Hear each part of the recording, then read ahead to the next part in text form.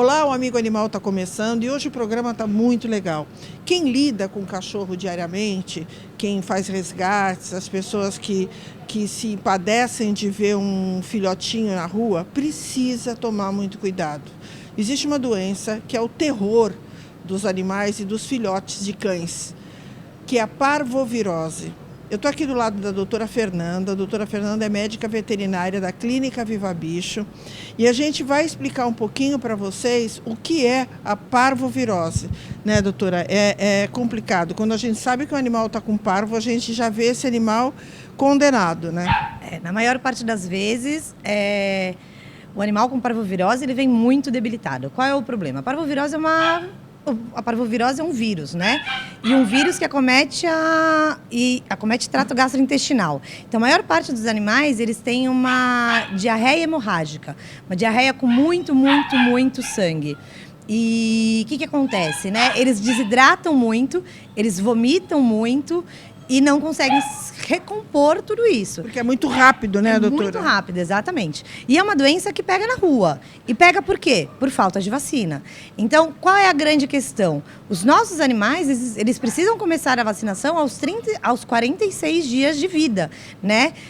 Qual é a vacina? A V8 ou a V10. Qualquer uma delas pode ser administrada, né? O importante é que tenha a parvovirose. A gente tem a V6, que também tem, e a gente tem a PUP, que é as que dão nos canis, com 35 dias mais ou menos. Então, o principal é a vacinação, é a única forma da gente prevenir a doença. E a grande questão é a seguinte, né? As pessoas, elas começam a ver um quadro de diarreia e acham que é só mais uma diarreia, e não, né? Quando a alimentação, da papinha, exato, e na verdade o animal já está contaminado. Exato, eles vão começando a achar que eles conseguem tratar, e aí quando chega no veterinário, a gente tem um animal muito debilitado, que é o grande problema, a gente conseguir reverter o quadro. E é um quadro onde a gente precisa de muita terapia, de muita fluidoterapia, é muito antibiótico, é muito anti-inflamatório, que também debilita um animal filhote, né? Se a gente parar para pensar, esse animal ele já começa a criar resistência ao longo da vida. Então, quando ele precisar usar realmente esse antibiótico, eu tenho um problema sério de resistência, por conta de uma parvovirose que é muito séria.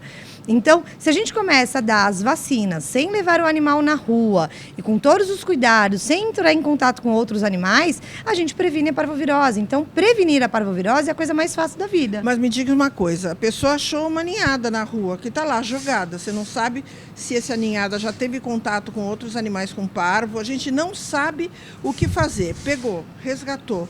Qual é o primeiro passo, nesse caso, para que a gente se preocupe com a prevenção? Primeiro vermifuga, ou primeiro já vacina? O que é o ideal fazer? Primeira coisa, eu acho que ter mais ou menos ideia da idade do animal, porque eu também não posso vacinar com antes de 45 dias. Então, se eu pegar aquele animal e eu tiver mais ou menos uma ideia, principalmente por causa dos dentinhos, a gente tem ideia de mais ou menos a idade desse animal. Se ele não tiver condições de ser vacinado, levar no veterinário, vermifugar e avaliar. Um hemograma me identifica, ele não fecha diagnóstico, mas ele me dá um indício se esse animal ele tem ou não sugestivo de doença viral. Então, aí já começa o primeiro passo. Se aquele animal não tem sintoma, aquele animal foi vermifugado, eu posso vacinar, porque ele não tem predisposição, ele não está dando indícios de qualquer sintoma da doença. Então, não tem problema vacinar esse animal. Mas a primeira coisa é levar no veterinário para poder avaliar e ter a certeza se não tem nenhum indício da própria doença. Até porque é muito contagioso, né? Se você tem uma ninhada onde um manifestou a doença, a gente já vai falar sobre esses sintomas, onde um manifestou a doença e os outros não, é conveniente separar esse animal ou já que já está junto, deixa junto, porque já, se tiver que passar, já passou? Então, é difícil da gente responder isso. É uma doença que ela pega ambiente. Então, é assim, eles bebem água no mesmo lugar, eles comem no mesmo lugar, eles dormem todos juntos, eles se lambem muito. Então, a chance de contágio é muito grande, mas não dá para você dizer que só porque eles entraram em contato, ele já vai desenvolver. Então, se o meu animal... Depende da imunidade de cada um. Exatamente. Se o meu animal não tem sintoma, eu separo. Se ele já está com o começo dos sintomas, aí deixa junto e trata todo mundo junto.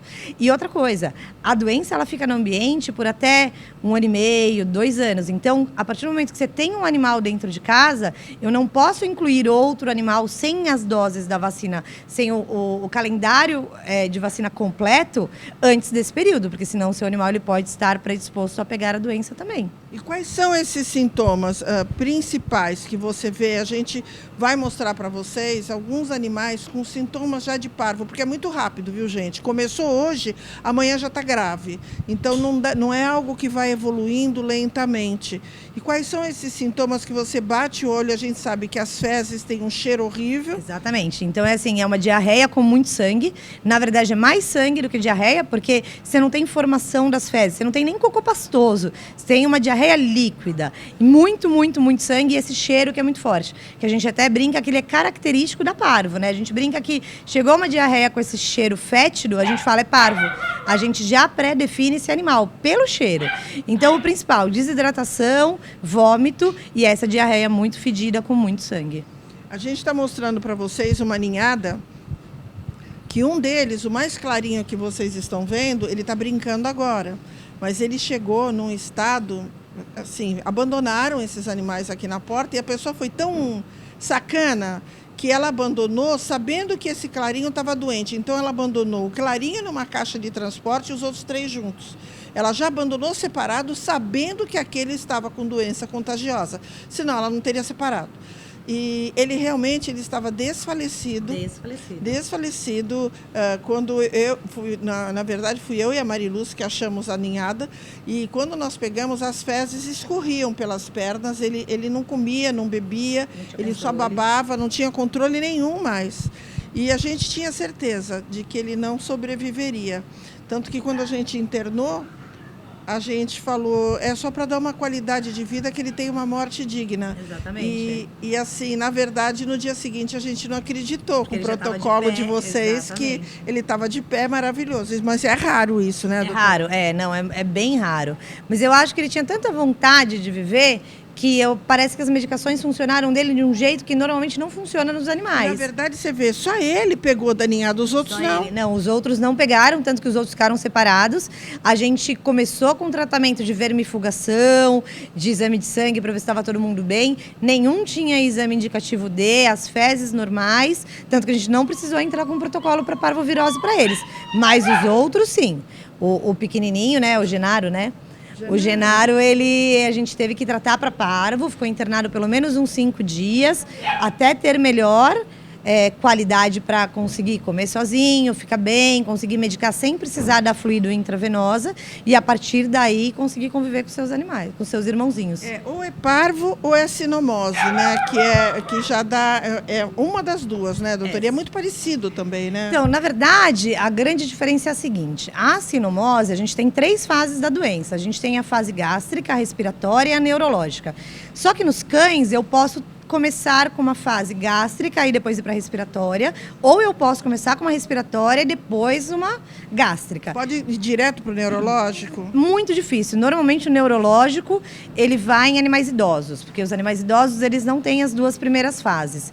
Então, o que acontece? Se eu tenho um animal com uma gastroenterite, ele pode ser considerado tanto parvo quanto sinomose. O que vai diferenciar esse cheiro e a consequência. Então, é assim, por exemplo, chega um animal com gastroenterite para mim. Se eu não fizer uma boa anamnese, boas perguntas ao meu tutor, porque às vezes ele já passou em colega, só que ele passou em colega com problema respiratório anteriormente e ele não lembra de me falar isso. Então o que acontece? Eu perco informação. Se eu tenho um quadro respiratório antes, uma gastroenterite é sinomose. É a gastroenterite que é a diarreia, né? É a diarreia, exatamente. Agora, se eu só tenho uma diarreia muito fétida, com muito sangue, eu vou pensar na parvovirose. Então o que vai diferenciar é o meu histórico, que é mais difícil de animal de rua, porque eu não tenho histórico. Então, a gente vai tentando conciliar tratamento com sintomas, que é o principal. Que é o que os veterinários da clínica Viva Bicho praticam, que chama-se medicina veterinária do coletivo. É totalmente diferente você receber para consulta, se eu estiver errada, você pode me corrigir que não tem problema nenhum. Você receber para consulta um animalzinho com tutor, que a pessoa conhece desde bebê, deu todas as vacinas, sabe todo o histórico de vida dele, e você sabe que aquele animal vai para casa sozinho, você pode receitar, a pessoa vai dar medicação. Outra coisa é você receber uma pessoa que tem 18 cães, 10 cães e pegou essa ninhada, não tem dinheiro, não consegue dar aquelas medicações que são as medicações de eleição, e é aí que entra a medicina veterinária do coletivo. É você ter protocolos diferenciados para essas situações, porque o ideal seria o ideal. mas a gente raramente consegue ter o ideal quando se trata de animais, né? Exatamente, aqui a gente não consegue. Ainda mais porque a gente também trata moradores que não têm muitas condições financeiras, nem para eles e muito menos para os animais. E aí você vai perguntando, é animal que não tem vacina, que está na rua, que está em contato com outros animais. Passeia na rua. Passeia na rua, não tem vacina. Por mais que a gente fale, eu vou te dar a vacina, eu te dou a castração, alguns não voltam. E aí você não tem controle sobre isso, né? Então é muito mais difícil da gente diferenciar as doenças e classificar em que fase que pode estar, o que eu preciso fazer. Aqui a gente não pode internar a parvovirose se a gente parar para pensar, né? Então, esses tutores, eles voltam todos os dias, 2 vezes ao dia. Às vezes eles não vêm. Doutora, você falou uma coisa super importante. Internar um animal desse. Isso é muito importante, que vocês precisam ficar muito atentos. Uma clínica que tenha internação para animais com sinomose e parvovirose, que é altamente contagiosa, ela tem que ter uma internação separada. Ela não pode ter a mesma internação, porque se eu tenho um animal saudável, na baia do lado eu tenho um animal com parvovirose, ele vai contaminar os outros, até porque o animal que está do lado está doente também, isto é, imunidade baixa, né? Exatamente. Então, a clínica que fala, eu interno, eu ponho assim. Então, procure conhecer. Veja se existe uma internação separadas para animais com doenças infecto-contagiosas. E se tem uma pessoa específica para cuidar desses animais. Porque senão também, gente, a mesma pessoa que põe a mão no cachorrinho que está lá porque operou o olhinho, é a mesma pessoa que vai pôr a mão no animal que está com doença infecto-contagiosa. E na correria do dia a dia, eu duvido que... Né? Luva, avental, é muito touca. Difícil lembrar disso a todo momento. Então, essa é uma dica que a gente deixa quando você tem um animal com sinomose ou com parvovirose que foi identificado por um médico veterinário que você decidiu internar. Então, procure uma clínica onde tenha internação separada de animais com doenças infecto-contagiosas e de animais que estejam com outro tipo de doença ou procedimento, estejam fazendo algum tipo de procedimento. Essa é uma preocupação que a gente tem que zelar, que acontece também em hospital de humanos. Né? O humano que está com uma doença infecto-contagiosa, ele não fica no quarto do lado, no mesmo corredor. É isso mesmo. E outra coisa que a gente tem que lembrar é que assim, muita gente chega aqui com uma carteirinha de vacinação, com o que a gente chama de vacinas não éticas. São vacinas que a gente não aceita. São vacinas que não protegem o nosso animal. Como que eu sei isso? É só olhar se o veterinário carimbou. Quantos lugares, como casa de ração, agropecuária, vão lá e aplicam essas vacinas e não tem um responsável que carimba? Então, presta atenção nisso. Se não tem um carimbo, aquela vacina não é aceita. Eu acho que esse é o principal. A gente tem milhões de marcas, tem marcas nacionais que são boas, tem marcas importadas, mas o principal é ter um responsável, um veterinário, que possa carimbar e garantir que o seu animal está vacinado corretamente. A intenção, fazendo uma matéria dessa, falando de doenças como parvovirose, como sinomose, é principalmente para essas pessoas que querem ajudar, querem resgatar uma ninhada, um filhote que encontraram e acham que às vezes é má vontade pegar esse filhote e levar para dentro de casa quando você tem outro animal ou colocar numa internação quando você tem outros animais saudáveis. Isso tem o nome, é responsabilidade. E zelo pela vida dos animais. Ah, mas esse daqui, então vocês vão deixar morrer? Não, nós não. Quem vai deixar é a pessoa que achou, né? Então, a gente precisa pensar nisso. E que eu insisto, eu falo demais e sou muito criticada por isso. Resgatar um animal é o mais fácil. O que vem depois é que é muito complicado. E a gente tem que estar preparado para isso. A pessoa que resgatou já vê a dificuldade que é. Porque ela pede ajuda na rede social, pede ajuda para vizinhos, pede ajuda e diz que é impossível cuidar. Agora, vocês imaginem quem trabalha com isso. Quem diariamente recebe, no mínimo, 20 a 30 pedidos de resgate ou lida com animais doentes, faz resgate por conta própria mesmo de animais doentes. Então, toda essa logística de separação, de despesa veterinária, de internação, de saber onde vai colocar. Animal não é bibelô que a gente pode colocar numa prateleirinha. Às vezes a gente escuta assim, você não tem um cantinho? Animal não precisa de cantinho, animal precisa de espaço. E isso é o que mais falta. Então, a gente faz essa matéria porque a gente, às vezes, parece antipática falando isso, mas algumas pessoas não fazem por mal, elas só não vivem essa realidade. E, às vezes, falam, puxa, eu não tinha pensado nisso. Então, a gente tem obrigação, sim, a gente que trabalha com isso, de explicar, de falar de medicina veterinária do coletivo. Procure nas redes sociais saber o que é medicina veterinária do coletivo. São protocolos diferentes de você falar de um animalzinho só, de tratar um animal. E na semana que vem a gente vai falar muito sobre medicina veterinária do coletivo de gatos, que é super importante. Lembrando, gato não é um filhote pequeno de cachorro. Os procedimentos e os protocolos no tratamento são totalmente diferentes. Né, doutora? Inclusive as doenças, né? Não se compara cães Manejo. e gatos. É todo completamente diferente. E a gente tem que aprender a lidar com eles, né? Aprender que tem um respeito, você tem que ter um espaço entre ele e o animal, tanto cão quanto gato principalmente. Aqui, por exemplo, na clínica, o gato chega estressado, a gente manda embora. Coleta de exame de sangue, a gente não faz nada à força. Primeiro porque dá alteração no exame de sangue, pelo leucograma de estresse. E outra coisa que não faz sentido eu estressar um animal para ele vir na clínica e a próxima vez que ele vier, ele vai estar estressado de novo. Então isso só vai causar trauma em cima de trauma. Então a gente tem formas para tratar, formas para aprender a lidar com o animal, tanto no atendimento quanto em casa. É isso, gente. Eu espero realmente que vocês tenham gostado, que tenha ajudado a elucidar algumas dúvidas que as pessoas tenham, porque é esse o objetivo do nosso programa.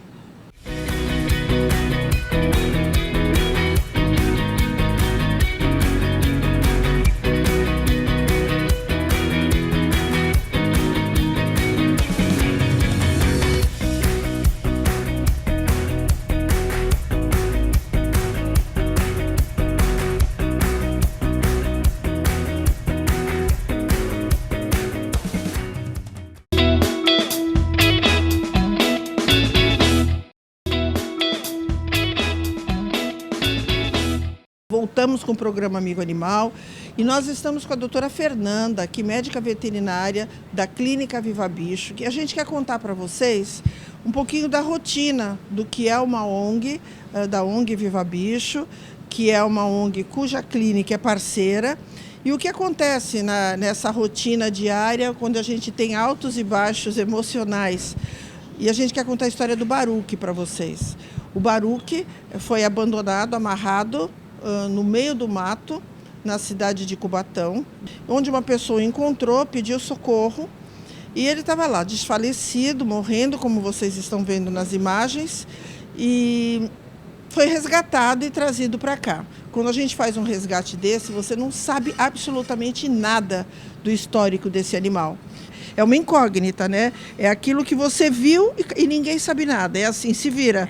Exatamente. A gente não sabe como lidar, principalmente com um animal que realmente está com muita dor. Como vocês viram, a gente acredita que ele tenha sido com problema de maus tratos, né? Então ele tinha ferida na cabeça, a patinha dele, ele não tinha os 4 primeiros dedos, ele só tinha o 5º dedo, bicheira em todos os dedos e uma ferida enorme, né? Então a gente não sabe muito bem como lidar, principalmente por causa do medo, um animal grande, um pitbull que todo mundo fala que é sempre agressivo. Então a gente tem que tomar um pouco mais de cuidado na hora que a gente vai chegar para começar a cuidar e começar a tratar. E ele já estava há algum tempo ali, né? Porque ele estava muito magro, sim, né? Com certeza. Ele chegou com 17 quilos, Bi? Ele chegou com 17, hoje ele está com 25 quilos. Nossa. E uma magreza absurda, muita fome, muita sede. Ele foi muito carinhoso com a gente, né? Por mais, né? Mas eu acho que é meio o agradecimento que eles têm. Eles têm esse lado de agradecer conforme eles reparam que a gente está ali para cuidar. E ele sempre foi muito dócil com a gente, graças a Deus. Eles sentem isso, né? Eles sentem que a gente está ali para ajudar, exatamente. E, na verdade, é isso, né? Agora, hoje em dia, ele está bem. A gente está tentando manter a patinha dele para não ter que amputar. Esse curativo é feito como? Diariamente? Esse curativo é feito 2 vezes ao dia. Limpeza, asepsia, debridação para a gente estimular o crescimento da pele e o tratamento tópico, mais os antibióticos orais anti-inflamatórios que ele está tomando. E aí, como é que é o manejo de um animal desse tamanho, que já passou por tanto trauma? Como é que os médicos e os auxiliares têm que lidar com isso? A gente sabe, desculpe, que não dá para ficar anestesiando um cachorro todo dia, 2 vezes por dia. Não, a gente não faz mais. Na verdade, eu acho que a gente só fez o primeiro dia anestesia e depois a gente faz analgesia forte e manipulação. Mas aí a gente vai manipular depois de uns 30, 40 minutos após a medicação para deixar a gente manusear. Então a gente tem sempre pelo menos 2 auxiliares e o veterinário que está trabalhando em cima da ferida. Porque um segura pescoço, outro faz carinho, a gente dá petisco, a gente conversa, a gente explica, para depois manusear. Então ele já aprendeu. Hoje em dia, as meninas já começam a manipular ele, a gente não está mais com analgésico, a gente não está mais com sedativos, a gente não está com mais nada. Só ele com já antibiótico. sabe que o manejo é tranquilo, que não é algo que ele vai ser agredido. Ele deixa manipular aquela pata sem problema nenhum. Então, é curativo diário 2 vezes, para tentar reconstituir o coxim, que é onde ele apoia, para a gente não ter que amputar. Porque se ele perder o coxim, a gente vai ter que amputar a pata, porque aí a gente vai entrar naquela questão do trauma, né? De ficar encostando a pata no chão e aquilo não tem proteção, e aí ele vai acabar se machucando, e aí a gente vai ter que amputar. Mas a gente está torcendo para não precisar. O Baruch é um cachorro com um temperamento, ele tem um gênio forte, né? Ele é um cachorro que ele necessita dominar, como os seres humanos. Existem seres humanos que são mais dominantes, outros são mais submissos.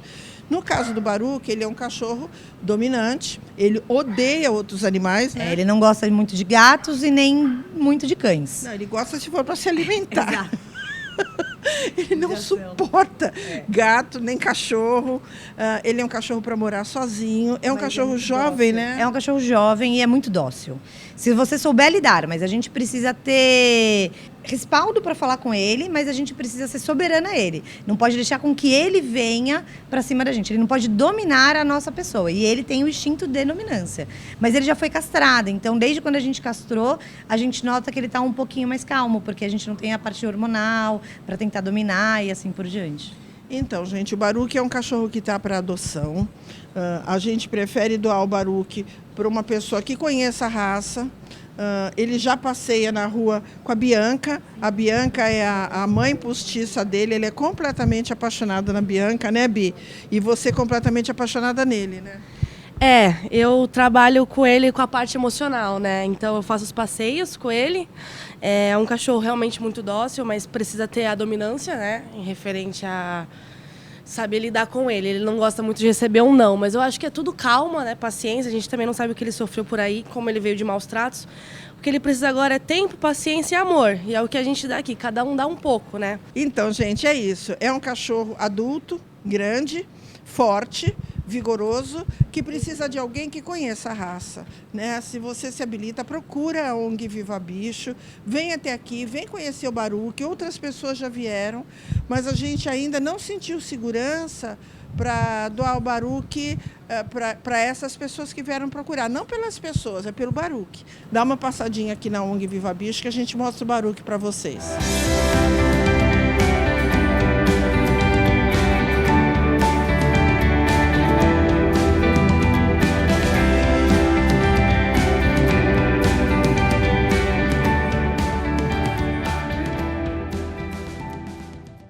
Agora, a gente vai ver uma matéria muito legal que aconteceu de repente com a gente na quarta-feira, onde o vereador Cadu Barbosa, que estava do nosso lado, recebeu um chamado urgente para prestar socorro para um animal. Vamos lá?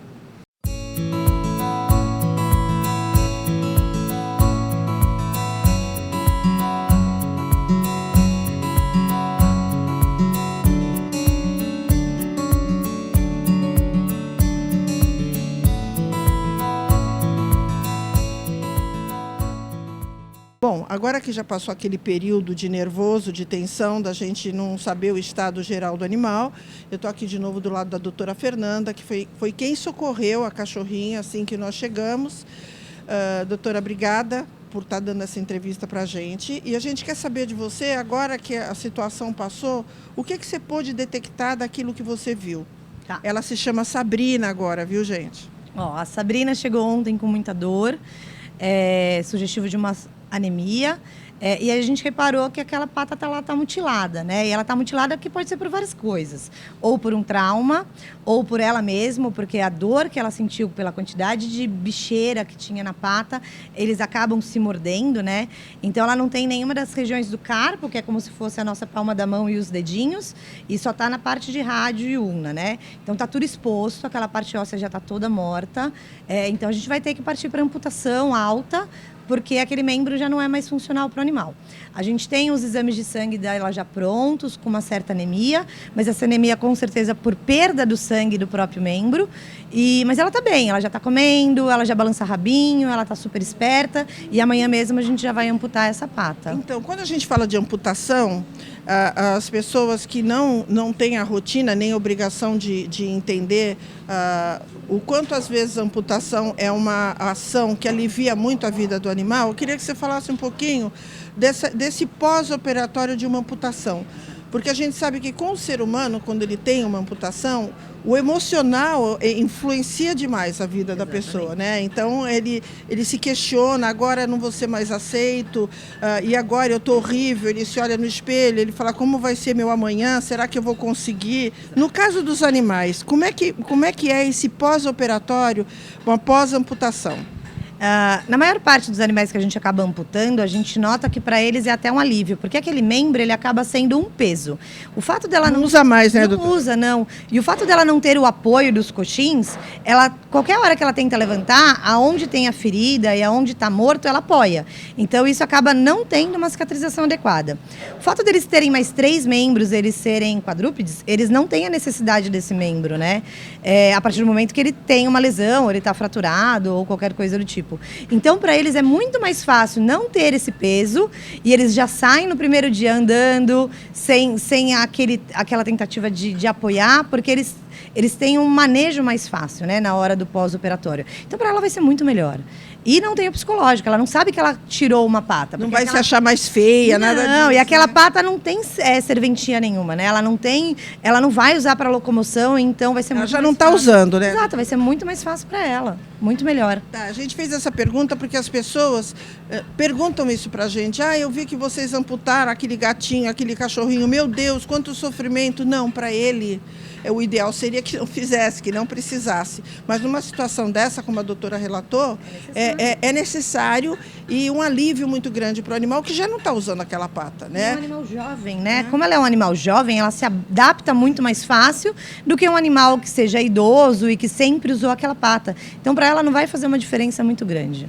Tá bom.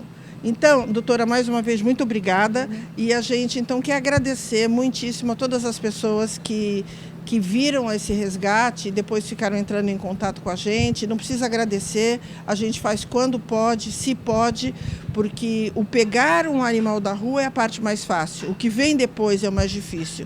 Então a gente só faz quando a gente tem certeza absoluta que vai poder ter o começo, o meio e o fim. Parar na metade do caminho só prejudica a vida do animal. Então, não precisa agradecer, a gente fica feliz pelo reconhecimento, mas tenho uma certeza de que a gente está muito feliz também por fazer algo pela Sabrina, tá bom?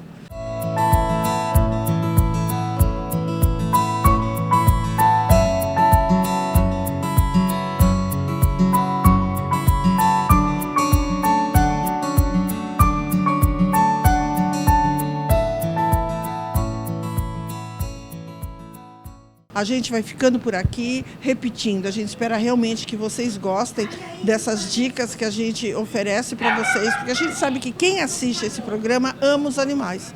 Então a gente está sempre querendo colaborar, ajudar naquilo que é possível. A gente falha, a gente erra, mas a gente também acerta, tá bom? Até a semana que vem.